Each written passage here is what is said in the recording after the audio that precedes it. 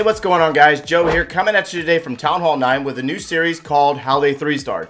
Basically, what I intend to do for you today is go into a replay. We're going to take a look at the base, and then we're going to decipher how the attacker decided to 3-star that base on the first try, meaning that we're not going to take a look at any bases that were cleaned up or attacked for a second or third time. We're going to look at bases that are strictly 3-starred on the first try, and that way we can basically hopefully go in and improve your game on how to actually plan and attack the base in both the planning phase and the execution of the attack. Now, I chose this base here to show you because it is my base, and it's been 3-starred multiple times by different strategies. So there is a lot of different strategies out there for Town Hall 9. So which one do you use, and really which one are you actually comfortable with? And then when it comes to the base design, what are the actual base design, what is the base design trying to do? And then also, what are the different variables of the base design that's going to help you either defeat it or fail on it? Like what's in the clan castle, where is the heroes, and where the traps are located on that base. So also the design of that base, what is it trying to stop you from doing? So what we're going to do from here is we're going to go ahead and get into the replay,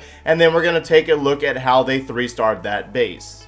Alright, so our first attack is a Gobolo, but why does he use a Gobolo? Now let's identify where the Queen's location is, where the Clan Castle's location is, and the 4 air defenses. How does he intend on funneling his troops or kill squad into the base to take care of the enemy Queen and Clan Castle, as well as getting 2 of those air defenses down? Now he's going to bring 2 golems in this case and set a small funnel here by using 6 wizards on 3 on each side to clear structures, and that way it's going to free up for the bowlers, Barbarian King, and Archer Queen to come in directly at the Town Hall and jump into the base. Now, the golems are continuing to tank. They're setting up on the walls and identifying trap locations. Barbarian King, Bowlers, and Queen are working on that Town Hall. And then a jump spell is dropped to cover 3 different compartments and grant access into this base. Now, everything is cleared onto the left and right of the bowlers. That way, they're going to actually go into this base and not walk.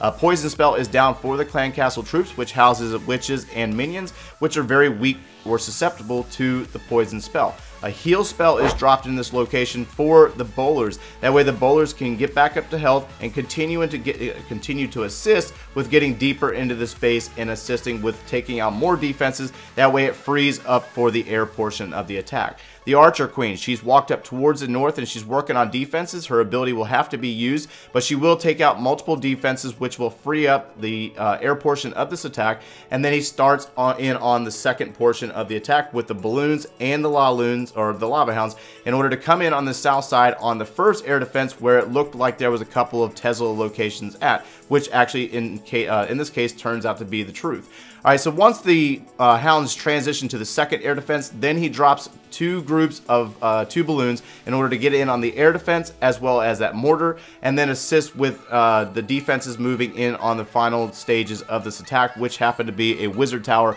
and a Tesla. Now, since there is a Lava Hound that's still fully intact, he has plenty of tanking purposes there with that Lava Hound, and he will be able to get in on that wizard tower, take it down, as well as getting in on that final Tesla. Now, at the same time this is happening, there are a few wizards and minions for the cleanup portion of the attack. Do not forget these types of things, because you have to worry about all these trash ring structures on the outside of the base that could still be standing and could cause issues on the time portion of the attack. Now, he does still have 2 balloons in reserve in the event that he has to use them for cleanup, but in fact he actually ends up swagging them along with the haste spell. So that's how he actually addressed the base, and that's actually how he went in and took it down with a GOBOLALOON attack. Alright, so our second army is a very similar army, but this time around he has 3 golems. He identifies the Clan Castle's location, the Queen's location, and the 4 air defenses. So he's going to come up here at the 2 o'clock and come directly into the base with 3 golems, setting a wide funnel and a lot of tanking to get directly in on the core of this base. He's going to start out with 2 balloons to take out that mortar. That way the golem will sit on the wall. The first golem is set up there at about the 1 o'clock to sit on the mortar and allow the wizards to work and tank for those. The second golem is set down here in the south side, or the 3 o'clock of the base, to tank for the wizards on the corner of the base. And then he saves that third golem for the center, but he knows it's going to draw the clan castle. So he drops poison spells, the jump spell, and it's going to basically set a funnel for everything to go directly into the core of the base, since he allowed his wizards to work on the outer flanks. Bowlers are in the base.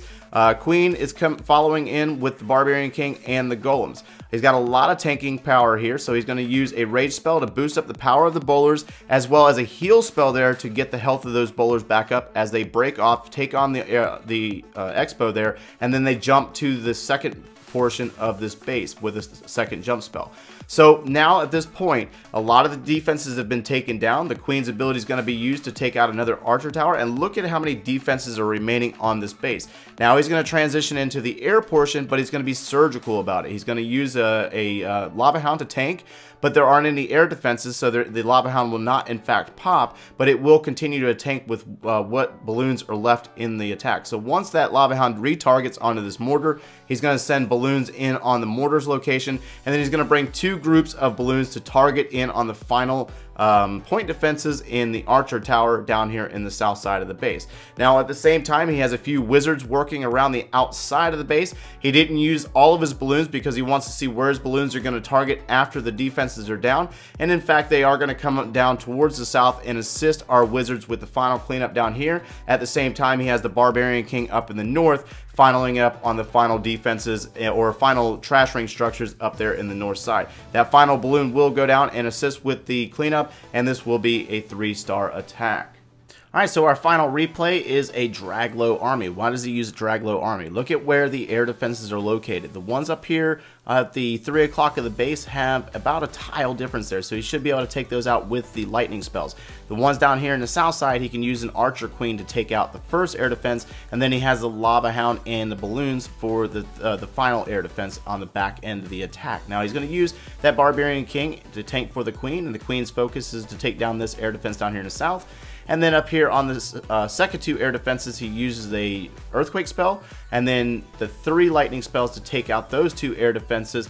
He's waiting a minute since he's got the Queen running into some problems, so he's going to use that Queen's ability, and then he's going to drop that final lightning spell to take out those final 2 or those 2 air defenses, leaving only 1 air defense remaining. Now when it comes to the dragons, you don't really necessarily have to worry about the Archer Queen. They are tanky enough to take her down, especially under rage. So he's going to use a minion over here that's out of range of this archer tower to work its way down and clean up structures on the outside of the base. That way it forces the dragons to go into the base. He's using 3 dragons, and then he's going to eventually just drop the remaining dragons in this location to speed this attack up, and that way he doesn't have a time fail. So he's got a few dragons spread out, 2 of them working on the collectors over here, and the rest of them funneled into the base. He's got a poison spell down on the Archer Queen, and the clan castle in fact houses a Lava Hound that actually never gets triggered since there isn't any ground troops in this location. So the dragons will take down the clan castle, and then they will rage their way into the base, taking down these wizard towers. Now from the south side, he drops that Lava Hound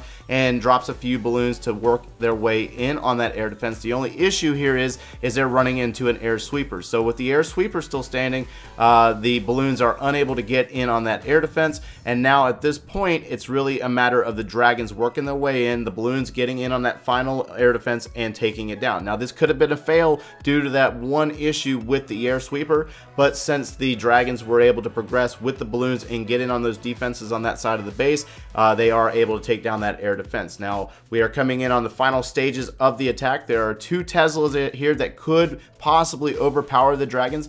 They got 2 dragons teamed up that will split off, 1 on the wizard tower and 1 on the barracks here, and then you have a single minion. So really at this point there could have been a problem, and this could have been a fail if that final dragon did go down, but in this event it was not, and this was a first time 3-star with the dragon and minion finishing up and taking down this base. Alright, so that's going to go ahead and wrap it up for this episode, guys. Drop down in the comments below and let me know if this method of explanation is going to help you out at all, guys. I really hope to increase your ability to 3-star at Town Hall 9 by explaining the attacks like this. We're going to continue to do this series with 3 attacks each video. And yeah, that's going to wrap it up for this video, guys. Smash that like button, subscribe if you haven't done so already, and thanks for watching, guys.